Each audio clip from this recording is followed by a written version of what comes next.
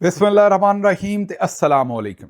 11 ਮਈ ਪਾਕਿਸਤਾਨ ਦੇ ਵਿੱਚ ਪੀਰ ਦੀ ਦੁਪਹਿਰ ਤੇ ਅੱਜ ਦੇ ਪੰਜਾਬੀ ਵੀਲੌਗ 'ਚ ਚੜ੍ਹਦੇ ਤੇ ਲਹਿੰਦੇ ਪੰਜਾਬ ਦੇ ਸੱਜਣਾ ਤੇ ਮਿੱਤਰਾਂ, ਭੈਣਾਂ ਤੇ ਭਰਾਵਾਂ, ਮਾਵਾਂ ਤੇ ਬਜ਼ੁਰਗਾਂ ਨੂੰ ਜੀ ਆਇਆਂ ਨੂੰ। ਸਭ ਤੋਂ ਪਹਿਲੇ ਆਸਿਮ ਮੁਨੀਰਜ਼ ਡਿਫੈਕਟੋ ਫਾਰਮ 47 ਮਿਲਟਰੀ ਰਾਜ ਡੇ 163। ਹੁਣ ਚੱਲਨੇ ਅੱਜ ਦੀਆਂ ਗੂੜੀਆਂ ਨਿੱਗੀਆਂ ਤੇ ਸੰਘਣੀਆਂ ਖਬਰਾਂ ਵਾਲੇ ਪਾਸੇ। ਪਹਿਲੀ ਖਬਰ ਹਿੰਦੁਸਤਾਨ ਦੇ ਜਿਹੜੀ ਰਿਆਸਤ ਹੈ, ਸੂਬਾ ਹੈ ਤਾਮਿਲਨਾਡੂ, ਉੱਥੋਂ ਰੱਖਨੇ। ਉੱਥੇ ਇੱਕ ਨੌਜਵਾਨ ਜਿਹੜਾ ਕਿ ਫਿਲਮ ਐਕਟਰ ਸੀ, ਨੌਜਵਾਨ ਹੀ ਉਹਨੂੰ ਕਵਾਂਗੇ, ਵੈਸੇ ਤੇ ਉਹਨਾਂ ਦੀ ਉਮਰ ਕੋਈ ਮੇਰੇ ਖਿਆਲ 50 ਸਾਲ ਦੇ ਕਰੀਬ ਹੈ ਅਗਰ ਮੈਂ ਗਲਤ ਨਹੀਂ, ਲੇਕਿਨ ਉਹ ਇੱਕ ਤੁਸੀਂ ਕਹੋ ਕਿ ਉਹਨਾਂ ਨੇ 2024 'ਚ ਪਾਰਟੀ ਬਣਾਈ। ਰੌਲਾ ਉੱਥੇ ਵੀ ਉਹੀ ਸੀ ਕਿ ਕਰਪਸ਼ਨ ਬਹੁਤ ਹੋ ਰਹੀ ਹੈ। ਤੁਹਾਨੂੰ ਪਤਾ ਇੰਡੀਆ 'ਚ ਇਸ ਤੋਂ ਪਹਿਲੇ ਆਮ ਆਦਮੀ ਪਾਰਟੀ ਬੜੀ ਪਾਪੂਲਰ ਹੋਈ ਸੀ। ਕੇਜਰੀਵਾਲ ਸਾਹਿਬ ਸਿਆਸੀ ਆਦਮੀ ਨਹੀਂ ਸੀ, ਲੇਕਿਨ ਉਹਨਾਂ ਨੇ ਆਮ ਆਦਮੀ ਨਾਂ 'ਤੇ ਪਾਰਟੀ ਬਣਾਈ ਔਰ ਬਸ ਫਿਰ ਵੇਖਦੇ ਹੀ ਵੇਖਦੇ ਉਹ ਇੰਨੀ ਪਾਪੂਲਰ ਹੋਈ ਕਿ ਸਭ ਤੋਂ ਪਹਿਲੇ ਉਹਨਾਂ ਨੂੰ ਜਿਹੜੀ ਦਿੱਲੀ ਦੀ ਰਿਆਸਤ ਸੀ, ਜਿਵੇਂ ਸਾਡੇ ਸੂਬੇ ਨੇ ਉੱਥੇ ਰਿਆਸਤਾਂ ਨੇ, ਦਿੱਲੀ ਦੀ ਜਿਹੜੀ ਰਿਆਸਤ ਸੀ ਉੱਥੋਂ ਦੀ ਉਹਨਾਂ ਨੂੰ ਹਕੂਮਤ ਮਿਲ ਗਈ। ਉਸ ਤੋਂ ਬਾਅਦ ਫਿਰ ਉਹਦੀ ਚੱਲ ਸੀ ਔਰ ਉਹਨਾਂ ਨੇ ਉਸ ਤੋਂ ਬਾਅਦ ਜ਼ਾਹਿਰ ਹੈ ਪੰਜਾਬ 'ਚ ਵੀ ਹਕੂਮਤ ਬਣਾ ਲਈ ਔਰ ਉੱਥੋਂ ਦੇ ਚੀਫ ਮਿਨਿਸਟਰ ਵੀ ਆਮ ਆਦਮੀ ਪਾਰਟੀ ਦੇ ਹੀ ਨੇ। ਔਰ ਉਸ ਤੋਂ ਬਾਅਦ ਉਹਨਾਂ ਐਲਾਨ ਕੀਤਾ ਵੀ ਹੁਣ ਅਸੀਂ ਚੱਲੇ ਗੁਜਰਾਤ। ਇਸ ਤਰ੍ਹਾਂ ਹੀ ਸਮਝੋ ਜਿਵੇਂ ਕਿਸੇ ਜ਼ਮਾਨੇ 'ਚ ਨੂਨ ਲੀਗ ਪੰਜਾਬ ਨੂੰ ਆਪਣਾ ਗੜ੍ਹ ਸਮਝਦੀ ਸੀ ਤੇ ਪੀਪਲਜ਼ ਪਾਰਟੀ ਲਾੜਕਾਣਾ ਔਰ ਸਿੰਧ ਨੂੰ ਆਪਣਾ ਗੜ੍ਹ ਸਮਝਦੀ ਹੈ ਕਿ ਉੱਥੋਂ ਕੋਈ ਹੋਰ ਨਹੀਂ ਜਿੱਤ ਸਕਦਾ, ਜਿਵੇਂ ਇਹ ਸਮਝਦੇ ਸਨ। ਬਿਲਕੁਲ ਉਸੇ ਤਰੀਕੇ ਦੇ ਨਾਲ ਜਿਹੜਾ ਗੁਜਰਾਤ ਹੈ ਉੱਥੇ ਬੀਜੇਪੀ ਔਰ ਮੋਦੀ ਸਮਝਦਾ ਹੈ ਕਿ ਉਹ ਮੇਰੀ ਰਾਜਧਾਨੀ ਹੈ, ਉੱਥੋਂ ਕੋਈ ਹੋਰ ਨਹੀਂ ਜਿੱਤ ਸਕਦਾ। ਉਹਨਾਂ ਦਾ ਸਟਰੋਂਗ ਹੋਲਡ ਕਵੋ। ਜਿਸ ਵੇਲੇ ਆਮ ਆਦਮੀ ਨੇ ਦਿੱਲੀ ਦੀ ਰਿਆਸਤ ਦੇ ਉੱਤੇ ਆਪਣੀ ਚੀਫ ਮਿਨਿਸਟਰੀ ਬਰਕਰਾਰ ਕਰਨ ਤੋਂ ਬਾਅਦ ਪੰਜਾਬ ਦੀ ਵੀ ਹਕੂਮਤ ਉਹਨਾਂ ਨੇ ਲੈ ਲਈ ਔਰ ਕਿਹਾ ਕਿ ਹੁਣ ਅਸੀਂ ਗੁਜਰਾਤ ਵੀ ਆ ਰਹੇ ਹਾਂ ਤੇ ਦੂਜੇ ਇਲਾਕਿਆਂ 'ਚ ਵੀ ਆਵਾਂਗੇ, ਤੇ ਖਤਰੇ ਦੀਆਂ ਘੰਟੀਆਂ ਉਸ ਵੇਲੇ ਵੱਜ ਗਈਆਂ। ਉੱਥੇ ਮੋਦੀ ਜਿਹੜਾ ਹੈ ਉਹ ਆਸਿਮ ਮੁਨੀਰ ਸਾਹਿਬ ਤਰ੍ਹਾਂ ਉਹ ਵੀ ਉੱਥੇ ਭਰਪੂਰ ਫਸਤਾਈਅਤ ਕਰਦਾ ਹੈ ਤੇ ਆਪਣੇ ਸਿਆਸੀ ਮੁਖਾਲਫੀਨ ਨੂੰ ਜਿਹੜਾ ਉਹ ਚੁੱਕ ਕੇ ਜੇਲ੍ਹਾਂ 'ਚ ਸੁੱਟਦਾ ਹੈ। ਮੋਦੀ ਸਾਹਿਬ ਨੇ ਕੀ ਕੀਤਾ ਕਿ ਉਹਨਾਂ ਨੇ ਆਮ ਆਦਮੀ ਪਾਰਟੀ ਦੇ ਜਿਹੜੇ ਮੇਨ ਸਾਹਿਬ ਸਨ, ਕੇਜਰੀਵਾਲ ਸਾਹਿਬ, ਉਹਨਾਂ ਦੇ ਉੱਤੇ ਸ਼ਰਾਬ ਦੇ ਠੇਕਿਆਂ ਦਾ ਜਾਲੀ ਮੁਕੱਦਮਾ ਕੀਤਾ। ਮੁਕੱਦਮਾ ਇਹ ਬਣਾਇਆ ਕਿ ਉਸ ਤੋਂ ਪਹਿਲੇ ਸ਼ਰਾਬ ਜਿਹੜੀ ਸੀ ਉਹਨੂੰ ਚੈੱਕ ਕਰਦੇ, ਜਿਸ ਤਰ੍ਹਾਂ ਪਾਕਿਸਤਾਨ 'ਚ ਵੀ ਸ਼ਰਾਬ ਵਿਕਦੀ ਹੈ ਤੇ ਬੜੀ ਸਾਰੀ ਵਿਕਦੀ ਹੈ, ਥੋੜੀ ਨਹੀਂ ਵਿਕਦੀ। ਮਤਲਬ ਸਾਡੇ ਤੇ ਕਿਸੇ ਵੇਲੇ 에ਅਰਲਾਈਨ 'ਚ ਤੁਸੀਂ ਬੈਠੇ ਹੋਵੋ ਤੇ ਨਾਲ ਤੁਹਾਡੇ ਕੋਲ ਪਾਕਿਸਤਾਨੀ ਅਗਰ ਬੈਠਾ ਹੋਵੇ ਤੇ ਉਹ ਚੰਗੀ ਰੱਜ ਕੇ ਸ਼ਰਾਬ ਪੀ ਕੇ ਉਸ ਤੋਂ ਬਾਅਦ ਜਿਸ ਵੇਲੇ 에ਅਰ ਹੋਸਟਸ ਦੇ ਕੋਲੋਂ ਰੋਟੀ ਸ਼ੋਟੀ ਪੁੱਛਦੇ ਨੇ, ਜੇ ਸਪੈਸ਼ਲੀ ਬਿਜ਼ਨਸ ਕਲਾਸ 'ਚ ਹੋਵੋ ਤੇ ਹੋਰ ਨਜ਼ਾਰੇ ਤੁਹਾਨੂੰ ਇਹੋ ਜਿਹੇ ਮਿਲਦੇ ਨੇ ਵੀ ਉੱਥੇ ਦਾਰੂ ਬਹੁਤਾ ਲੱਭ ਜਾਂਦਾ ਥੋੜ੍ਹਾ ਜਿਹਾ, ਤੇ ਉਹ ਰੱਜ ਕੇ ਸ਼ਰਾਬ ਪੀ ਕੇ ਉਸ ਤੋਂ ਬਾਅਦ ਪੁੱਛਦੇ ਨੇ ਵੀ ਆ ਜਿਹੜਾ ਚਿਕਨ ਹੈ ਇਹ ਹਲਾਲ ਹੈ ਕਿ ਨਹੀਂ, ਤੇ ਉਦੋਂ ਬੰਦੇ ਦਾ ਹਾਸਾ ਨਿਕਲ ਜਾਂਦਾ ਹੈ ਕਿ ਬਹਰਹਾਲ ਚਲੋ ਉਹ ਇੱਕ ਅਲੱਗ ਬਹਿਸ ਹੈ, ਲੇਕਿਨ ਉਹ ਚਿਕਨ ਔਰ ਮਟਨ ਪੁੱਛਦੇ ਨੇ ਵੀ ਇਹ ਹਲਾਲ ਹੈ ਕਿ ਨਹੀਂ ਹੈ, ਲੇਕਿਨ ਸ਼ਰਾਬ ਰੱਜ ਕੇ ਪੀ ਲੈਂਦੇ ਨੇ। ਤੇ ਪਾਕਿਸਤਾਨ 'ਚ ਵੀ ਜਿਹੜੀ ਸ਼ਰਾਬ ਇੰਪੋਰਟਡ ਵੀ ਬਹੁਤ ਸਾਰੀ ਵਿਕਦੀ ਹੈ, ਉਹ ਤਾਂ ਵੈਸੇ ਹੀ 2 ਨੰਬਰ ਤਰੀਕੇ ਨਾਲ ਵੇਚਦੇ ਨੇ। ਮਰੀ ਬਰੂਰੀ ਵੀ ਬਣਾਉਂਦੀ ਹੈ ਔਰ ਕਈ ਜਗ੍ਹਾ ਤੇ ਸ਼ਰਾਬ ਜਿਹੜੀ ਹੈ ਉਹ ਪਾਕਿਸਤਾਨ ਦੇ ਵਿੱਚ ਅਗਰ ਲਾਇਸੈਂਸ ਤੇ ਨਾਨ ਮੁਸਲਿਮਸ ਨੂੰ ਦਿੱਤੇ ਨੇ ਕਿ ਉਹ ਸ਼ਰਾਬ ਕੰਜ਼ਿਊਮ ਕਰ ਸਕਦੇ ਨੇ, ਖਰੀਦ ਸਕਦੇ ਨੇ, ਪੀ ਸਕਦੇ ਨੇ, ਲੇਕਿਨ ਉਹਨਾਂ ਦੇ ਨਾਂ ਦੇ ਉੱਤੇ ਜ਼ਿਆਦਾ ਮੁਸਲਮਾਨ ਹੀ ਸ਼ਰਾਬ ਸਾਰੀ ਪੀਂਦੇ ਨੇ। ਤੇ ਪਾਕਿਸਤਾਨ ਦੇ ਵਿੱਚ ਅਗਰ ਨਾਨ ਮੁਸਲਿਮਸ ਦੀ ਆਬਾਦੀ ਕੱਢੋ ਤੇ ਅਗਰ ਮੈਂ ਮਿਸਾਲ ਦੇ ਤੌਰ ਤੇ ਕਹਿ ਰਿਹਾ ਵੀ ਅਗਰ ਉਹ ਟੋਟਲ 2 ਬੋਤਲਾਂ ਪੀ ਸਕਦੇ ਨੇ ਨਾ, ਤੇ ਪਾਕਿਸਤਾਨ ਦੇ ਵਿੱਚ 200 ਬੋਤਲਾਂ ਵਿਕਦੀਆਂ ਨੇ, ਜਾਂ 200 ਦੀ ਬਜਾਏ ਵੀ 2000 ਬੋਤਲਾਂ ਵਿਕਦੀਆਂ ਨੇ ਅਗਰ 2 ਬੋਤਲਾਂ ਉਹਨਾਂ ਦੀ ਆਬਾਦੀ ਜਾਂ ਉਹਨਾਂ ਦੀ ਕੰਜ਼ੰਪਸ਼ਨ ਦਾ ਪੈਟਰਨ ਅਗਰ ਤੁਸੀਂ ਵੇਖੋ, ਕਿਉਂਕਿ ਬਾਕੀ ਸਾਰੇ ਪੀਂਦੇ ਨੇ ਤੇ ਉਹਨਾਂ ਦੇ ਨਾਂ ਤੇ ਹੀ ਪੀਂਦੇ ਨੇ। ਅੱਛਾ ਖੈਰ, ਜਿਸ ਤਰ੍ਹਾਂ ਇੱਥੇ ਐਕਸਾਈਜ਼ ਚੈੱਕ ਕਰਦਾ ਹੈ ਸ਼ਰਾਬ ਦੀ ਸੇਲ ਨੂੰ, ਉਹਦੇ ਉੱਤੇ ਇਕੱਠੇ ਹੋਏ ਟੈਕਸ ਨੂੰ, ਤੇ ਇਹੀ ਕੰਮ ਉੱਥੇ ਦਿੱਲੀ 'ਚ ਵੀ ਹੁੰਦਾ ਸੀ। ਉਹਨਾਂ ਨੇ ਕਿਹਾ ਕਿ ਨਹੀਂ, ਇਹ ਕੰਮ ਠੀਕ ਨਹੀਂ ਹੈ, ਇਹਦੇ ਨਾਲ ਬੜੀ ਸਾਰੀ ਕਰਪਸ਼ਨ ਹੁੰਦੀ ਹੈ ਤੇ ਇਹਦੇ ਨਾਲ ਜਿਹੜਾ ਪੈਸਾ ਖਜ਼ਾਨੇ 'ਚ ਆਉਂਦਾ ਘੱਟ ਆਉਂਦਾ। ਉਹਨਾਂ ਨੇ ਇਹਨੂੰ ਪ੍ਰਾਈਵੇਟਾਈਜ਼ ਕਰ ਦਿੱਤਾ। ਉਹਨਾਂ ਨੇ ਲਮਸਮ ਠੇਕੇ ਜਿਹੜੇ ਨੇ ਉਹ ਲੋਕਾਂ ਕੋਲੋਂ ਪੈਸੇ ਲੈ ਕੇ ਗਵਰਨਮੈਂਟ ਦੇ ਖਜ਼ਾਨੇ 'ਚ ਉਹਨਾਂ ਨੂੰ ਅਵਾਰਡ ਕਰ ਦਿੱਤੇ। ਜਿਹੜਾ ਖਜ਼ਾਨਾ ਸੀ ਦਿੱਲੀ ਦਾ, ਜਿੰਨਾ ਪੈਸਾ ਪਹਿਲੇ ਸ਼ਰਾਬ ਤੋਂ ਹਾਸਲ ਕਰਦੇ ਸਨ, ਜ਼ਾਹਿਰ ਉੱਥੇ ਤੇ ਜਾਇਜ਼ ਹੈ ਨਾ ਵੇਚਣੀ ਪੀਣੀ, ਇੰਡੀਆ ਦੇ ਵਿੱਚ ਤਾਂ ਮਸਲਾ ਕੋਈ ਨਹੀਂ, ਤੇ ਉਹ ਜਿੰਨਾ ਪੈਸਾ ਪਹਿਲੇ ਹਾਸਲ ਕਰਦੇ ਸਨ ਸ਼ਰਾਬ ਤੋਂ, ਉਸ ਤੋਂ ਕਈ ਜ਼ਿਆਦਾ ਪੈਸਾ, ਮਤਲਬ ਬਹੁਤ ਜ਼ਿਆਦਾ ਪੈਸਾ ਉਸ ਤੋਂ ਸਰਕਾਰ ਦੇ ਖਜ਼ਾਨੇ 'ਚ ਆਇਆ। ਮਤਲਬ ਸਰਕਾਰ ਨੂੰ ਨੁਕਸਾਨ ਪਹੁੰਚਣ ਦੀ ਬਜਾਏ ਫਾਇਦਾ ਹੋਇਆ। ਲੇਕਿਨ ਮੋਦੀ ਸਾਹਿਬ ਦੇ ਕੋਲ, ਕਿਉਂਕਿ ਸੈਂਟਰਲ ਗਵਰਨਮੈਂਟ ਹੈ, ਜਿਸ ਤਰ੍ਹਾਂ ਵਫਾਕੀ ਹਕੂਮਤ ਹੁੰਦੀ ਹੈ, ਉੱਥੇ ਉਹਨੂੰ ਯੂਨੀਅਨ ਗਵਰਨਮੈਂਟ ਕਹਿੰਦੇ ਨੇ। ਜਿਸ ਤਰ੍ਹਾਂ ਸਾਡੇ ਕੋਲ FIA ਹੈ, ਇਸੇ ਤਰੀਕੇ ਨਾਲ ਉਹਨਾਂ ਨੇ ਵੀ ਉੱਥੇ ਅਦਾਰੇ ਬਣਾਏ ਨੇ, ਜਿਵੇਂ ਹੁਣ NCCIA, ਇਸ ਤਰ੍ਹਾਂ ਦਾ ਸਾਰਾ ਸਿਸਟਮ ਬਣਾਇਆ ਹੈ। ਉਹਨਾਂ ਨੇ ਮੁਕੱਦਮਾ ਦਰਜ ਕਰ ਦਿੱਤਾ ਉਹਨਾਂ ਦੇ ਉੱਤੇ ਕਿ ਇਹਨਾਂ ਨੇ ਇਹਦੇ 'ਚ ਘਪਲੇ ਕੀਤੇ ਨੇ। ਉਹਨਾਂ ਦਾ ਜਿਹੜਾ ਮੁਤਲਕਾ ਮਿਨਿਸਟਰ ਸੀ ਉਹਨੂੰ ਵੀ ਚੁੱਕ ਲਿਆ ਤੇ ਕੇਜਰੀਵਾਲ ਸਾਹਿਬ ਨੂੰ ਵੀ ਚੁੱਕ ਲਿਆ। ਔਰ ਚੁੱਕਣ ਤੋਂ ਬਾਅਦ ਪਹਿਲੇ ਕੇਜਰੀਵਾਲ ਸਾਹਿਬ ਨੂੰ ਚੁੱਕਿਆ, ਜੇਲੇ ਰੱਖਿਆ, ਉਸ ਤੋਂ ਬਾਅਦ ਉਹਨਾਂ ਦੇ ਮਿਨਿਸਟਰਸ ਨੂੰ ਇੱਥੋਂ ਤੰਗ ਕੀਤਾ ਕਿ ਬੇਲ ਵੀ ਨਾ ਲੈਣ ਦਿੱਤੀ। ਔਰ ਜਿਸ ਵੇਲੇ ਬੇਲ ਦਿੱਤੀ ਅਦਾਲਤ ਨੇ, ਉੱਤੇ ਵੀ ਜੱਜਾਂ ਦੇ ਉੱਤੇ ਪ੍ਰੈਸ਼ਰ ਪਾ ਕੇ ਫੈਸਲਾ ਇਹੋ ਜਿਹਾ ਕਰਵਾਇਆ कि केजरीवाल ਜਿਹੜੇ ਸਨ ਉਹ ਚੀਫ ਮਿਨਿਸਟਰ ਰਹਿ ਨਹੀਂ ਸਕਦੇ। ਬੇਲ ਤੇ ਦੇ ਦਿੱਤੀ, ਲੇਕਿਨ ਆਖਿਆ ਕਿ ਉਹ ਜਦੋਂ ਤੱਕ ਇਹ ਮਾਮਲਾਤ ਇਨਕੁਆਇਰੀ ਮੁਕੰਮਲ ਨਹੀਂ ਹੁੰਦੀ ਉਹ ਚੀਫ ਮਿਨਿਸਟਰੀ ਦੇ ਫੈਸਲੇ ਨਹੀਂ ਕਰ ਸਕਦੇ।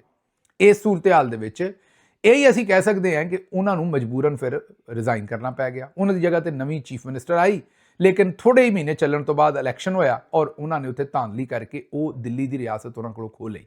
ਹੁਣ ਪੰਜਾਬ ਦੇ ਵਿੱਚ ਇਸ ਵੇਲੇ ਆਮ ਆਦਮੀ ਪਾਰਟੀ ਦੀ ਹਕੂਮਤ ਹਜੇ ਵੀ ਮੌਜੂਦ ਹੈ। ਦੇਖਦੇ ਹਾਂ ਆਉਣ ਵਾਲਾ ਇਲੈਕਸ਼ਨ ਸ਼ਾਇਦ 2000 ਮੇਰਾ ਖਿਆਲ ਹੈ 28-29 'ਚ ਹੋਏਗਾ ਪੰਜਾਬ ਦੇ ਵਿੱਚ, ਤੇ ਉਦੋਂ ਉੱਥੇ ਕੀ ਬਣਦਾ ਹੈ। ਉਹ ਪਾਰਟੀ ਉਹਨਾਂ ਦੀ ਰਹਿ ਪਾਉਂਦੀ ਹੈ ਜਾਂ ਉਹ ਉਹਨਾਂ ਦੇ ਕੋਲੋਂ ਖੋਲਿਆ ਜਾਂਦਾ ਹੈ, ਉਹ ਆਉਣ ਵਾਲੇ ਦਿਨਾਂ ਦੇ ਵਿੱਚ ਸਾਰਿਆਂ ਨੂੰ ਪਤਾ ਲੱਗ ਜਾਏਗਾ। ਲੇਕਿਨ ਇੱਥੇ ਇੱਕ ਬੜੀ ਇੰਟਰਸਟਿੰਗ ਗੱਲ ਹੈ, ਔਰ ਉਹ ਇੰਟਰਸਟਿੰਗ ਗੱਲ ਇਹ ਹੈ ਕਿ ਇੱਕ ਤਾਮਿਲਨਾਡੂ ਦੇ ਵਿੱਚ ਨੌਜਵਾਨ ਐਕਟਰ ਵਿਜੇ ਉਹਦਾ ਨਾਂ, ਉਹਨੇ 2024 'ਚ ਨਵੀਂ ਜਮਾਤ ਬਣਾਈ ਔਰ ਉਹਨੇ ਕਿਹਾ ਕਿ ਇਹ ਜਿਹੜੀ ਕਰਪਸ਼ਨ ਮੋਦੀ ਸਾਹਿਬ ਕਰ ਰਹੇ ਨੇ, ਇਹਨਾਂ ਦੇ ਸਾਥੀ ਕਰ ਰਹੇ ਨੇ, ਇਹ ਜਿਹੜੀ ਮਜ਼ਹਬ ਦੇ ਉੱਥੇ ਤੁਹਾਨੂੰ ਪਤਾ ਹੈ ਕਿ ਮੋਦੀ ਨਫ਼ਰਤ ਦੀ ਸਿਆਸਤ ਕਰਦਾ ਹੈ, ਐਂਟਾਈ ਮੁਸਲਮਾਨ ਸਿਆਸਤ ਕਰਦਾ ਹੈ। ਉਹਨਾਂ ਨੇ ਕਿਹਾ ਜਿਹੜੀ ਮਜ਼ਹਬ ਦੇ ਉੱਤੇ ਸਿਆਸਤ ਹੋ ਰਹੀ ਹੈ ਇਹਦੇ ਖਿਲਾਫ ਮੈਂ ਖਲੋਤਾ। 2024 'ਚ ਉਹਨਾਂ ਨੇ ਉਹ ਪਾਰਟੀ ਬਣਾਈ, ਪਹਿਲਾ ਹੀ ਇਲੈਕਸ਼ਨ ਲੜਿਆ ਤੇ ਉਹਨਾਂ ਨੂੰ ਭਾਰੀ ਅਕਸਰੀਅਤ ਦੇ ਨਾਲ ਲੋਕਾਂ ਨੇ ਜਿਤਾ ਦਿੱਤਾ। 108 ਸੀਟਾਂ ਉਹਨਾਂ ਨੂੰ ਮਿਲੀਆਂ। ਕਾਂਗਰਸ ਦੇ ਨਾਲ ਉਹਨਾਂ ਨੇ ਇਤਿਹਾਦ ਬਣਾ ਕੇ ਤੇ ਉਹ ਪਹਿਲੀ ਵਾਰੀ ਪਾਰਟੀ ਆਈ ਔਰ ਪਹਿਲੀ ਵਾਰੀ ਉਹ ਚੀਫ ਮਿਨਿਸਟਰ ਬਣ ਗਏ। ਚੀਫ ਮਿਨਿਸਟਰ ਬਣਦਿਆਂ ਉਹਨਾਂ ਐਲਾਨ ਕੀਤਾ ਹੈ ਕਿ ਜਿੰਨੇ ਵੀ ਲੋਕ 8 ਕਰੋੜ ਲੋਕ ਤਾਮਿਲਨਾਡੂ ਦੇ ਵਿੱਚ ਰਹਿੰਦੇ ਨੇ, 8 ਕਰੋੜ ਲੋਕਾਂ ਨੂੰ ਉਹਨਾਂ ਨੇ ਜਿਹੜੇ 8 ਕਰੋੜ ਲੋਕ ਜਿਹੜਾ ਵੀ ਉਹਨਾਂ ਦੇ ਘਰਾਣੇ ਨੇ ਉਹਦੇ ਵਿੱਚ 200 ਯੂਨਿਟ ਉਹਨਾਂ ਨੇ ਬਿਜਲੀ ਫ੍ਰੀ ਕਰ ਦਿੱਤੀ ਹੈ। ਅੱਛਾ, ਇੱਥੇ ਯਾਦ ਰੱਖਣਾ ਇਹ ਆਮ ਆਦਮੀ ਪਾਰਟੀ ਦੇ ਨਹੀਂ, ਇਹਨਾਂ ਦੀ ਆਪਣੀ ਅਲੱਗ ਪਾਰਟੀ ਹੈ ਜਿਹੜੇ ਵਿਜੇ ਐਕਟਰ ਨੇ, ਲੇਕਿਨ ਆਮ ਆਦਮੀ ਪਾਰਟੀ ਨੇ ਵੀ ਜਿਹੜਾ ਇੰਡੀਅਨ ਪੰਜਾਬ ਹੈ ਉਹਦੇ ਵਿੱਚ ਉਹਨਾਂ ਨੇ 300 ਯੂਨਿਟ ਤੱਕ ਬਿਜਲੀ ਜਿਹੜੀ ਫ੍ਰੀ ਕੀਤੀ ਹੈ। ਦੂਸਰੇ ਪਾਸੇ ਸਾਨੂੰ ਇਹ ਜਿਹੜੇ ਤੁਹਾਨੂੰ ਪਤਾ ਹੈ ਕਿ ਜ਼ਹੀਨ ਪਾਕਿਸਤਾਨ ਦੇ ਜ਼ਹੀਨ ਔਰ ਫਤੀਨ ਦਿਮਾਗ ਜਿਹੜੇ ਸਾਡੇ ਜਰਨੈਲਾਂ ਨੂੰ ਬੜੇ ਹੀ ਪਸੰਦ ਨੇ, ਮਨੀ ਲਾਂਡਰਿੰਗ ਔਰ तमाम ਕ੍ਰਾਈਮਸ, ਹਜ਼ੂਰ ਇਹ ਹੈ ਉਹ ਜ਼ਰਾਏ ਮੇਰੀ ਲੰਦਨ ਤੇ ਕੀ ਪਾਕਿਸਤਾਨ 'ਚ ਵੀ ਕੋਈ ਪ੍ਰਾਪਰਟੀ ਨਹੀਂ, ਉਹਨਾਂ ਸਾਰਿਆਂ ਕੰਮਾਂ ਤੋਂ ਬਾਅਦ ਲਿਆ ਕੇ ਬਾਰ-ਬਾਰ ਇਹਨਾਂ ਨੂੰ ਸਾਡੇ ਤੇ ਮੁਸੱਲਤ ਕਰਦੇ ਨੇ। ਇਹ ਵੀ ਕਹਿੰਦੇ ਸਨ ਵੀ ਅਸੀਂ ਤੁਹਾਨੂੰ 300 ਯੂਨਿਟ ਜਿਹੜੀ ਹੈ ਉਹ ਬਿਜਲੀ ਜਾਂ 200 ਯੂਨਿਟ ਫ੍ਰੀ ਦੇਵਾਂਗੇ। ਉਹ ਨਾ 300 ਦਿੱਤੀ ਨਾ 200 ਦਿੱਤੀ, ਬਲਕਿ ਜਿਹੜੀ 200 ਯੂਨਿਟ ਬਿਜਲੀ ਫ੍ਰੀ ਦਿੱਤੀ ਸੀ ਉਹ ਵੀ ਜਿਹੜੀ ਹੈ ਉਹਦੇ ਤੇ ਜਿਹੜੀ ਸਬਸਿਡੀ ਸੀ ਉਹ ਖੋਹ ਲਈ। ਅੱਛਾ, ਹੁਣ ਫਰਕ ਕੀ ਹੈ ਸਾਰੀ ਗੱਲ ਦੇ ਵਿੱਚ? ਇੰਡੀਆ ਪਾਕਿਸਤਾਨ ਇੱਕੋ ਹੀ ਮੁਲਕ ਸੀ, ਤੁਹਾਨੂੰ ਪਤਾ 1947 ਤੋਂ ਪਹਿਲੇ। ਅੱਛਾ, ਹੁਣ ਇੱਥੇ ਫਤਵੇ ਨਾ ਦੇਣਾ ਸ਼ੁਰੂ ਕਰ ਦੇਣਾ ਹਿੱਬੁਲ ਵਤਨੀ ਦੇ। ਮੈਂ ਹੁਣ ਨਹੀਂ ਕਹਿੰਦਾ ਵੀ ਇੱਕੋ ਹੀ ਮੁਲਕ ਹੈ, ਜ਼ਾਹਿਰ ਹੈ ਹੁਣ ਸਾਡਾ ਆਪਣਾ ਮੁਲਕ ਹੈ, ਉਹਨਾਂ ਦਾ ਆਪਣਾ ਹੈ। ਸਿਰਫ ਦੱਸਣ ਵਾਸਤੇ ਵੀ ਇੱਕੋ ਜਿਹਾ ਇੱਥੇ ਸਿਸਟਮ ਸੀ ਉਸ ਵੇਲੇ, ਅੱਜ ਵੀ ਇੱਕੋ ਜਿਹੀ ਮਤਲਬ ਸੂਰਤ ਹਾਲ ਹੈ ਮੌਸਮ ਦੀ, ਦੂਸਰੇ ਮਾਮਲਾਤ ਦੀ। ਉੱਥੇ ਗਰਮੀ ਵੀ ਸਾਡੇ ਉਹੋ ਜਿਹੀ ਪੈਂਦੀ ਜਿਹੋ ਜਿਹੀ ਅੰਮ੍ਰਿਤਸਰ 'ਚ ਪੈਂਦੀ ਹੈ, ਕਣਕ ਵੀ ਉਹੋ ਜਿਹੀ ਹੁੰਦੀ ਹੈ ਜਿਹੋ ਜਿਹੀ ਉੱਥੇ ਹੁੰਦੀ ਹੈ। ਫਿਰ ਫਰਕ ਕੀ ਹੈ? ਉਹਨਾਂ ਨੂੰ ਬਿਜਲੀ ਜਿਹੜੀ ਹੈ ਵੈਸੇ ਵੀ ਸਸਤੀ, ਤੇਲ ਵੀ ਇਸ ਜੰਗ ਦੇ ਵਿੱਚ ਉਹਨਾਂ ਨੇ ਵਧਾਇਆ। ਜਿੰਨਾ ਜੰਗ ਤੋਂ ਪਹਿਲੇ ਤੇਲ ਦਾ ਰੇਟ ਸੀ ਉਨਾ ਹੀ ਅੱਜ ਹੈ। ਸਾਡੇ ਕੋਲ 50% ਤੇਲ ਵਧਾ ਦਿੱਤਾ ਹੈ, ਮਤਲਬ ਲੋਕਾਂ ਦੀ ਤਬਾਹੀ ਕੱਢ ਕੇ ਰੱਖਤੀ। ਫਰਕ ਕੀ ਹੈ? ਫਰਕ ਸਾਡੇ ਚੌਧਰੀ ਦਾ ਹੈ। ਬਸ ਉਹ ਜਿਹੜਾ ਜੰਗੀ ਤਰਾਨਾ ਗਾ ਦਿੱਤਾ ਨਾ ਵੀ ਇਹ ਪੁੱਤਰ ਹੱਟਾਂ ਤੇ ਨਹੀਂ ਵਿਕਦੇ, ਉਹ ਮੈਂ ਸਿਰਫ ਫੌਜੀ ਜਰਨੈਲਾਂ ਦੀ ਗੱਲ ਨਹੀਂ ਕਰਦਾ। ਨਵਾਜ਼ ਸ਼ਰੀਫ ਹੁਣੀ ਜਿੰਨੇ ਹੈ ਸਿਵਲੀਅਨ ਲੀਡਰ ਨੇ, ਇਹ ਵੀ ਤੇ ਹੱਟਾਂ ਤੇ ਨਹੀਂ ਵਿਕਦੇ ਨੇ, ਇਹ ਫਿਰ ਕਿਤੇ ਹੋਰ ਹੀ ਵਿਕਦੇ ਨੇ। ਕਾਸ਼ ਹੱਟਾਂ ਤੇ ਹੀ ਵਿਕਦੇ ਹੁੰਦੇ ਤੇ ਚਲੋ ਲੋਕਾਂ ਨੂੰ ਇਹਨਾਂ ਦੇ ਮੁੱਲ ਦਾ ਪਤਾ ਹੁੰਦਾ, ਲੋਕੀ ਖਰੀਦ ਲੈਂਦੇ, ਲੋਕੀ ਪੈਸੇ ਦੇ ਕੇ ਸਕੂਨ ਖਰੀਦ ਲੈਂਦੇ ਆਪਣੇ ਆਸਤੇ। ਪਰ ਇਹ ਕਿਉਂਕਿ ਪੁੱਤਰ ਹੱਟਾਂ ਤੇ ਵਿਕਦੇ ਨਹੀਂ, ਪਤਾ ਨਹੀਂ ਕਿੱਥੇ ਵਿਕਦੇ ਨੇ, ਤੇ ਇਸ ਲਈ ਸਾਨੂੰ ਹੁਣ ਬਿਜਲੀ ਵੀ ਮਹਿੰਗੀ ਉਹਨਾਂ ਤੋਂ, ਤੇਲ ਵੀ ਮਹਿੰਗਾ, ਬਾਕੀ ਸਾਰੀਆਂ ਚੀਜ਼ਾਂ ਜਿਹੜੀਆਂ ਤੁਹਾਡੇ ਸਾਹਮਣੇ। ਮੈਂ ਚਾਹਾਂਗਾ ਕਿ ਕਮੈਂਟਸ ਦੇ ਵਿੱਚ ਇਹ ਜ਼ਰੂਰ ਦੱਸੋ ਕਿ ਫਰਕ ਕੀ ਹੈ ਸਾਡੇ 'ਚ ਤੇ ਉਹਨਾਂ 'ਚ। ਫਰਕ ਕੀ ਹੈ? ਕਿ ਸਾਡੇ 'ਚ ਤੇ ਉਹਨਾਂ 'ਚ ਬਸ ਨੂਰ ਜਹਾਂ ਸਾਹਿਬ ਵਾਲਾ ਹੀ ਫਰਕ ਹੈ ਜਾਂ ਕੋਈ ਹੋਰ ਫਰਕ ਵੀ ਹੈ ਜਿਹਦੀ ਵਜ੍ਹਾ ਤੋਂ ਉਹਨਾਂ ਦੀ ਜ਼ਿੰਦਗੀ ਦੇ ਵਿੱਚ ਅੱਜ ਵੀ 300 ਯੂਨਿਟ ਮਾੜੇ ਬੰਦੇ ਦੀ ਮੈਂ ਗੱਲ ਕਰਦਾ ਫ੍ਰੀ ਹੈ। ਟਿਊਬਲਾਂ ਨੂੰ 50% ਦੇ ਉੱਤੇ ਬਿਜਲੀ ਮਿਲਦੀ ਹੈ ਔਰ ਉਹਨਾਂ ਨੂੰ ਇਸ ਤਰੀਕੇ ਨਾਲ ਵੀਗੋ ਸ਼ੀਗੋ ਵੀ ਨਹੀਂ ਪੈਂਦੇ, ਨੰਗਿਆਂ ਕਰਕੇ ਕੋਈ ਮਾਰਦਾ ਕੁੱਟਦਾ ਵੀ ਨਹੀਂ ਹੈ, ਉੱਥੇ ਸਾਫੀ ਵੀ ਅਰਸ਼ ਸ਼ਰੀਫ ਤਰ੍ਹਾਂ ਕੋਈ ਸ਼ਹੀਦ ਨਹੀਂ ਕੀਤਾ ਜਾਂਦਾ। ਇਹ ਸਾਰੇ ਮਾਮਲਾਤ ਉੱਥੇ ਕਿਉਂ ਨੇ ਤੇ ਇੱਥੇ ਕਿਉਂ ਨੇ? ਇਹ ਮੈਂ ਜ਼ਰੂਰ ਚਾਹੁੰਦਾ ਵੀ ਤੁਸੀਂ ਜ਼ਰੂਰ ਲਿਖੋ ਵੀ ਸਾਡਾ ਤੇ ਉਹਨਾਂ ਦਾ ਫਰਕ ਕੀ ਹੈ। ਅਸੀਂ ਤੇ ਹਾਲਾਂਕਿ ਮੁਲਕ ਬਣਾਇਆ ਸੀ ਕਿ ਪਾਕਿਸਤਾਨ ਦਾ ਮਤਲਬ ਕੀ? ਪਾਕਿਸਤਾਨ ਦਾ ਮਤਲਬ ਕਿਆ? ਲਾ ਇਲਾਹਾ ਇल्लल्लाह। ਅਸੀਂ ਤੇ ਕਲਮੇ ਦੇ ਨਾਂ ਤੇ ਮੁਲਕ ਬਣਾਇਆ ਸੀ। ਬਾਬਾ ਕਾਇਦੇ ਆਜ਼ਮ ਰਹਿਮਤੁल्लाह अलैह ਨੇ ਇਹ ਮੁਲਕ ਆਜ਼ਾਦ ਕਰਵਾ ਕੇ ਦਿੱਤਾ ਔਰ ਸ਼ਾਇਰ ਮਸ਼ਰਕ ਅਲਾਮਾ ਮੁਹੰਮਦ ਇਕਬਾਲ ਦਾ ख्वाब ਸੀ। ਸਿਰਫ ਬਣਿਆ ਕੀ? ਸਾਡੇ ਨਾਲ ਕੀ ਬਣੀਆਂ ਵੀ ਅਸੀਂ ਕਿਸੇ ਹੋਰ ਪਾਸੇ ਨੂੰ ਨਿਕਲ ਗਏ, ਉਹ ਕਿਸੇ ਹੋਰ ਪਾਸੇ ਨੂੰ। ਇਹ ਫਰਕ ਸਾਰੇ ਹੈ ਕਿਉਂ ਨੇ? ਇਹ ਜ਼ਰਾ ਜ਼ਰੂਰ ਦੱਸਣਾ। ਅੱਛਾ ਜੀ, ਅਗਲੀ ਖਬਰ ਤੁਹਾਡੇ ਸਾਹਮਣੇ ਰੱਖ ਦਈਏ। ਇੱਕ ਟੀਕਾ ਤੇ ਤੁਹਾਨੂੰ ਲੱਗਾ ਸੀ, ਹੁਣ ਦੂਜਾ ਲੱਗਣ ਨੂੰ ਵੀ ਤਿਆਰ ਹੈ। ਜ਼ਰਾ ਆਪਣਾ ਬਾਜ਼ੂ ਅੱਗੇ ਕਰ ਦਿਓ, ਤੁਹਾਡੀ ਮਰਜ਼ੀ, ਪੁੜੇ ਤੇ ਲਵਾਉਣਾ ਜਾਂ ਬਾਜ਼ੂ ਤੇ ਲਵਾਉਣਾ, ਅਗਲੇ ਲਾਉਣ ਨੂੰ ਤਿਆਰ ਨੇ। ਸ਼ੂਗਰ ਮਿਲ ਮਾਲਕਾਨ ਨੇ ਇੱਕ ਵਾਰੀ ਫੇਰ ਫੈਸਲਾ ਕੀਤਾ ਹੈ ਕਿ ਉਹਨਾਂ ਨੇ ਹੁਣ 5 ਲੱਖ ਟਨ ਜਿਹੜੀ ਹੈ ਉਹ ਚੀਨੀ, ਕੋਈ ਆਂਦਾ 10 ਲੱਖ ਟਨ, ਕੋਈ ਕਹਿੰਦਾ 5 ਲੱਖ ਟਨ, ਉਹ ਚੀਨੀ ਉਹਨਾਂ ਨੇ ਹੁਣ ਬਰਾਮਦ ਕਰਨੀ ਹੈ, ਮੁਲਕ ਤੋਂ ਬਾਹਰ ਕੱਢਣੀ ਹੈ। ਉਹ ਕੀ ਕਹਿ ਰਹੇ ਨੇ ਵੀ ਸਾਡੇ ਕੋਲ ਇੱਥੇ ਚੀਨੀ ਬੜੀ ਵਾਫਰ ਪਈ ਹੈ, ਮਾਰਕੀਟ ਦੀ ਜ਼ਰੂਰਤ ਲਈ ਬਿਲਕੁਲ ਚੀਨੀ ਵਾਫਰ ਹੈ, ਨਾ ਵੇਚੀ ਤੇ ਚੀਨੀ ਖਰਾਬ ਹੋ ਜਾਣੀ ਹੈ, ਸਾਡੇ ਗਦਾਮਾਂ 'ਚ ਪਈ ਰਹਿ ਜਾਣੀ ਹੈ, ਕਿਉਂਕਿ ਉਹਨਾਂ ਨੇ ਗੰਨਾ ਕਿਸਾਨਾਂ ਕੋਲੋਂ ਲੈ ਲਿਆ ਹੈ, ਖੰਡ ਬਣਾ ਲਈ ਹੈ, ਖੰਡ ਮਤਲਬ ਚੀਨੀ ਬਣਾ ਲਈ ਹੈ, ਔਰ ਕਿਸਾਨਾਂ ਨੂੰ ਪੈਸੇ ਨਹੀਂ ਦਿੱਤੇ। ਹੁਣ ਉਹ ਆਂਦੇ ਨੇ ਵੀ ਸਾਡੀ ਚੀਨੀ ਵਿਕਣ ਨਹੀਂ ਰਹੀ, ਸਾਨੂੰ ਇਹ ਚੀਨੀ ਐਕਸਪੋਰਟ ਕਰਨ ਦਿਓ ਔਰ ਇੱਥੋਂ ਬਾਹਰ ਜਾਵੇ, ਚੀਨੀ ਵੇਚੀਏ ਤੇ ਫਿਰ ਕਿਸਾਨਾਂ ਦੇ ਪੈਸੇ ਦੇਵਾਂਗੇ। ਹੁਣ ਗਵਰਨਮੈਂਟ ਨੇ ਉਹਨਾਂ ਨੂੰ ਦੇਣੀ ਇਜਾਜ਼ਤ। ਕਿਉਂ? ਉਹਦੀ ਵਜ੍ਹਾ ਹੈ ਕਿ ਸਾਰੇ ਉਹੀ ਟੱਬਰ ਨੇ ਜਿਹੜੇ ਹਕੂਮਤ 'ਚ ਬੈਠੇ ਨੇ, ਉਹਨਾਂ ਦੀ ਚੀਨੀ ਦੀਆਂ ਮਿੱਲਾਂ ਨੇ। ਜਦੋਂ ਇਹ ਚੀਨੀ ਬਾਹਰ ਚਲੇ ਜਾਣੀ, ਅਸਲ ਜਾਣੀ ਨਹੀਂ ਹੈ, ਕਾਗਜ਼ਾਂ 'ਚ ਚਲੇ ਜਾਣੀ, ਚੀਨੀ ਇੱਥੇ ਹੀ ਹੋਣੀ ਹੈ। ਜਦੋਂ ਇਹ ਚੀਨੀ ਬਾਹਰ ਜਾਣੀ ਤੇ ਇਹਨਾਂ ਨੇ ਅਚਾਨਕ ਚੀਨੀ ਦੇ ਜਿਹੜੇ ਆਪਣੇ ਗੋਦਾਮ ਨੇ ਉਹਨਾਂ ਨੂੰ ਤਾਲੇ ਮਾਰ ਦੇਣੇ ਨੇ, ਚੀਨੀ ਵੇਚਣੀ ਬੰਦ ਕਰ ਦੇਣੀ ਹੈ। 15 ਦਿਨ ਬੰਦ ਕਰਨੀ ਹੈ ਤੇ ਆਵਾਮ ਦੀ ਮੇਰਾ ਮਤਲਬ ਚੀਖਾਂ ਨਿਕਲ ਜਾਣੀਆਂ ਨੇ। ਜਿਸ ਵੇਲੇ ਚੀਨੀ ਇਹਨਾਂ ਨੇ ਬੰਦ ਕਰਨੀ ਹੈ ਤੇ ਇੱਕਦਮ ਮਾਰਕੀਟ 'ਚ ਅਗਰ ਅੱਜ ਚੀਨੀ 130 ਜਾਂ 40 ਰੁਪਏ ਦੀ, ਉਹ 10-20 ਰੁਪਏ ਇਜ਼ਾਫਾ ਹੋ ਜਾਣਾ। ਉਹ ਬੰਦ ਕਿਉਂ ਕਰਨੀ ਹੈ? ਇਹ ਚੀਨੀ ਦੀ ਜੀ ਡਿਮਾਂਡ ਜ਼ਿਆਦਾ ਹੈ ਤੇ ਚੀਨੀ ਮੁਲਕ ਦੇ ਵਿੱਚ ਘੱਟ ਹੈ। ਹੁਣ ਤੁਸੀਂ ਕਹੋਗੇ ਕੀ ਗੱਲ ਕਰ ਰਹੇ ਹੋ? ਇਹ ਹਰ ਵਾਰੀ ਇਹੀ ਕੰਮ ਕਰਦੇ ਨੇ। ਐਡਾ ਸਾਲ ਗੁਜ਼ਰ ਕੇ ਗਿਆ, ਉਦੋਂ ਵੀ ਇਹਨਾਂ ਨੇ ਇਹੀ ਕੀਤਾ, ਹੁਣ ਇਹ ਫਿਰ ਉਹੀ ਕੰਮ ਕਰ ਰਹੇ ਨੇ। ਔਰ ਇੰਨਾ ਫਿਰ ਰੌਲਾ ਪਾ ਦਿੰਦੇ ਨੇ ਕਿ ਹਕੂਮਤ ਫਿਰ ਆਪਣੇ ਅੱਲਿਆਂ ਤਲੱਲਿਆਂ ਨੂੰ ਚੀਨੀ ਬਾਹਰੋਂ ਇੰਪੋਰਟ ਕਰਨ ਦਾ ਵੀ ਟੈਂਡਰ ਦੇ ਦਿੰਦੀ ਹੈ, ਮਤਲਬ ਕਿ ਉਹਨਾਂ ਨੂੰ ਇਜਾਜ਼ਤ ਦੇ ਦਿੰਦੀ ਹੈ, ਪਰਮਿਟ ਦੇ ਦਿੰਦੀ ਹੈ। ਬਾਹਰੋਂ ਫਿਰ ਸਸਤੀ ਚੀਨੀ ਮੰਗਾਉਂਦੇ ਨੇ, ਕਿਉਂਕਿ ਬਾਹਰ ਜਿਹੜੀ ਹੈ ਉਹ ਚੀਨੀ ਸਸਤੀ ਹੈ ਜਿੰਨੇ ਦੀ ਇੱਥੇ ਵੇਚਣ ਡਏ ਨੇ। ਇੱਥੇ ਲਿਆ ਕੇ ਉਹਨੂੰ ਵੀ ਮਹਿੰਗੀ, ਇੱਕ ਤੇ ਇਹਨਾਂ ਨੇ ਜਿਹੜੀ ਆਪ ਬਣਾਈ ਉਹ ਤਾਂ ਮਹਿੰਗੇ ਭਾਅ ਵੇਚਦੇ ਹੀ ਨੇ, ਕਿਉਂਕਿ ਜਿਹੜੀ ਚੀਨੀ ਇਹਨਾਂ ਕੋਲ ਹੁੰਦੀ ਹੈ ਉਹ ਵੀ ਡਿਮਾਂਡ ਸਾਡੀ ਪੂਰੀ ਨਹੀਂ ਕਰ ਰਹੀ ਹੁੰਦੀ, ਸਾਨੂੰ ਹੋਰ ਚੀਨੀ ਚਾਹੀਦੀ ਹੁੰਦੀ ਹੈ। ਇਸ ਲਈ ਬਾਹਰੋਂ ਸਸਤੀ ਮੰਗਵਾ ਕੇ, ਇੱਕ ਤਾਂ ਇੱਥੇ ਸਸਤੀ ਪੈਦਾ ਕਰਦੇ ਨੇ, ਉਹਨੂੰ ਤਾਂ ਵੇਚਦੇ ਹੀ ਵੇਚਦੇ ਨੇ, ਬਾਹਰੋਂ ਸਸਤੀ ਪੈਦਾ ਲਿਆ ਕੇ ਉਹਨੂੰ ਵੀ ਫਿਰ ਸਾਡੇ ਕੋਲ ਮਹਿੰਗੀ ਵੇਚਦੇ ਨੇ। ਔਰ ਜਿਹੜੀ ਇੰਪੋਰਟ ਕੀਤੀ ਹੁੰਦੀ ਉਹ ਸਿਰਫ ਕਾਗਜ਼ਾਂ ਤੇ ਹੁੰਦੀ, ਉਹਦੇ ਵਿੱਚ ਵੀ ਗਵਰਨਮੈਂਟ ਕੋਲੋਂ ਸਬਸਿਡੀ ਲੈ ਲੈਂਦੇ ਨੇ, ਕਿਉਂਕਿ ਮਿੱਲਾਂ ਇਹਨਾਂ ਦੀਆਂ ਆਪਣੀਆਂ ਨੇ। ਇੱਕ ਵਾਰੀ ਫੇਰ ਆਵਾਮ ਨੂੰ ਟੀਕਾ ਲਾਉਣ ਦੀਆਂ ਮੁਕੰਮਲ ਤਿਆਰੀਆਂ ਨੇ, ਤਗੜੇ ਹੋ ਜਾਓ। ਅੱਗੇ ਅੰਸਾਰ ਅਬਾਸੀ ਸਾਹਿਬ ਦੀ ਉਹ ਸਾਨੂੰ ਗੱਲ ਯਾਦ ਆ ਰਹੀ ਜਿਹਦੇ 'ਚ ਉਹਨਾਂ ਨੇ ਕਿਹਾ ਸੀ ਕਿ ਇਸਾਕ ਡਾਰ ਕੋਲੋਂ ਕੌਮ ਨੂੰ ਮਾਫੀ ਮੰਗਣੀ ਚਾਹੀਦੀ ਹੈ, ਕਿਉਂਕਿ ਉਹਨਾਂ ਨੂੰ ਬੜਾ ਬੁਰਾ ਭਲਾ ਕਿਹਾ ਗਿਆ ਸੀ। ਇਕਨੋਮੀ ਅਗਰ ਪਾਕਿਸਤਾਨ ਦੀ ਠੀਕ ਕਰਨੀ ਹੈ ਤੇ ਇਸਾਕ ਡਾਰ ਸਾਹਿਬ ਨੂੰ ਵਾਪਸ ਬੁਲਾਇਆ ਜਾਏ, ਉਹਨਾਂ ਕੋਲੋਂ ਮਾਫੀ ਮੰਗੀ ਜਾਏ ਤੇ ਉਹਨਾਂ ਦੇ ਸਪੁਰਦ ਇਕਨੋਮੀ ਕੀਤੀ ਜਾਏ ਤੇ ਇਕਨੋਮੀ ठीक हो जाएगी। ਇਹ ਸੁਣੋ ਉਹ ਕੀ ਕਹਿੰਦੇ ਸਨ। इसहाक डार साहब से मैं कहता हूँ कि उनसे माफ़ी मांगी जाए, इसहाक डार साहब को बुलाया जाए कि जी आएँ जी, देखें कि आप क्या कर सकते हैं पाकिस्तान की इकॉनमी को बेहतर करने की। सुन लिया जी। हुण इसहाक डार साहब की पूरा टब्बर ही, जिवें पंजाबी चाहते ने सन टब्बरे, इसहाक डार साहब की पूरा टब्बर ही वापस सद्दिया है। ਉਹਨਾਂ ਨੂੰ ਕਿਸੇ ਨੂੰ ਚੀਫ ਮਿਨਿਸਟਰੀ ਦਿੱਤੀ, ਕਿਸੇ ਨੂੰ ਪ੍ਰਾਈਮ ਮਿਨਿਸਟਰੀ, ਮੀਨ ਸਾਰਾ ਮੁਲਕ ਹੀ ਇਹਨਾਂ ਨੂੰ ਦੇ ਛੱਡਿਆ। ਉਸ ਦੇ ਬਾਵਜੂਦ ਇਕਨੋਮੀ ਜਿਹੜੀ ਉਹਦੇ ਜਿਹੜੇ ਹਾਲਾਤ ਨੇ, ਉਹ ਇਹ ਇੱਕ ਕਿਸਾਨ ਦੀ ਵੇਖ ਲਓ ਵੀਡੀਓ, ਇੱਥੋਂ ਤੁਹਾਨੂੰ ਸਾਰਾ ਕੁਝ ਹੀ ਪਤਾ ਲੱਗ ਜਾਏਗਾ ਵੀ ਉਹ ਨਹਿਰ ਦੇ ਵਿੱਚ ਆਪਣੇ ਟਮਾਟਰ ਸੁੱਟਣ ਡਿਆ। ਇਸ ਤੋਂ ਪਹਿਲੇ ਇਹੀ ਕੰਮ ਕਿਸਾਨਾਂ ਨਾਲ ਕਣਕ ਤੇ ਕੀਤਾ, ਉਹਨਾਂ ਦੇ ਕੋਲੋਂ ਸਸਤੀ ਕਣਕ ਲਈ ਔਰ ਉਸ ਤੋਂ ਬਾਅਦ ਮਿਡਲਮੈਨ ਨੇ ਉਹਦੇ ਚੋਂ ਪੈਸਾ ਬਣਾਇਆ।